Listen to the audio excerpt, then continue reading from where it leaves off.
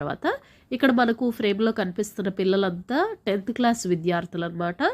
వాళ్ళ hall tickets దేవుడి దగ్గర పెట్టి దర్శనం చేసుకోవడానికి వచ్చారట. యూట్యూబర్ అనగానే నాతో వచ్చి కాసేపు ఫోటోలు తీసుకొని మాట్లాడారనమాట.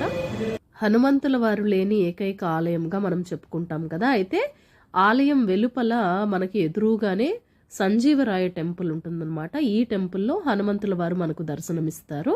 ఆ పక్కనే మనకు అన్నప్రసాద కౌంటర్ ఉంటుంది. ఫ్రీ భోజనం ఇక్కడ చేయొచ్చు అనమాట. మేము ఇక్కడ ఫ్రీ భోజనం చేశాము.